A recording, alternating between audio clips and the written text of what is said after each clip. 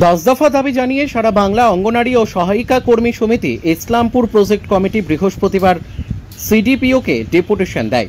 তারা অঙ্গনারী কর্মীদের সরকারি কর্মী হিসেবে স্থায়ী করা, কর্মী ও সহায়িকাদের বেতন বৃদ্ধি, মোবাইল রিচার্জের অর্থ প্রদান, বাজার দর অনুযায়ী সবজি, ডিম ও জ্বালানির মূল্য প্রদান করা, শূন্য পদে সহায়িকা ও কর্মী নিয়োগ, কর্মীদের মধ্য থেকে সুপারভাইজার নিয়োগে অগ্রাধিকার প্রদান সহ অঙ্গনারী সেন্টারগুলির ভবন নির্মাণ, পানীয় জল ও শৌচালয় নির্মাণের দাবিতে সরব হন।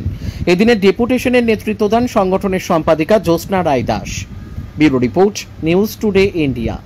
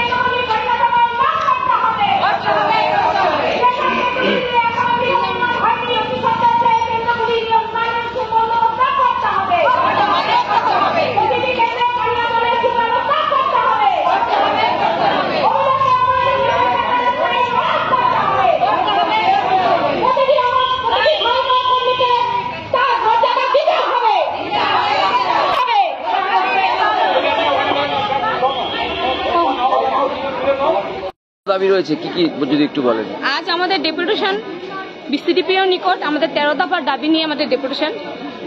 আমরা যে কাজ করছি শিশু উন্নয়ন ও মাদের নিয়ে, সেই বিষয়ে আমাদের সেই কাজ করতে গিয়ে আমাদের বিভিন্ন রকম সমস্যার সম্মুখীন হতে হচ্ছে।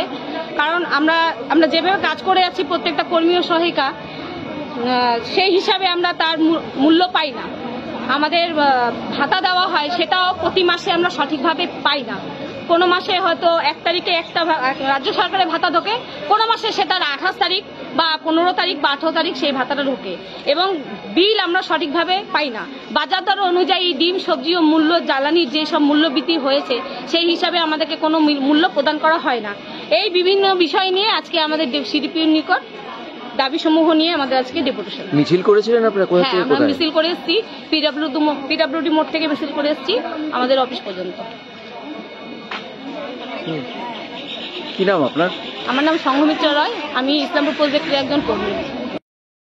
কারণ আমরা যেভাবে কাজ করে যাচ্ছি প্রত্যেকটা কর্মী ও সহায়িকা, সেই হিসাবে আমরা তার মূল্য পাই।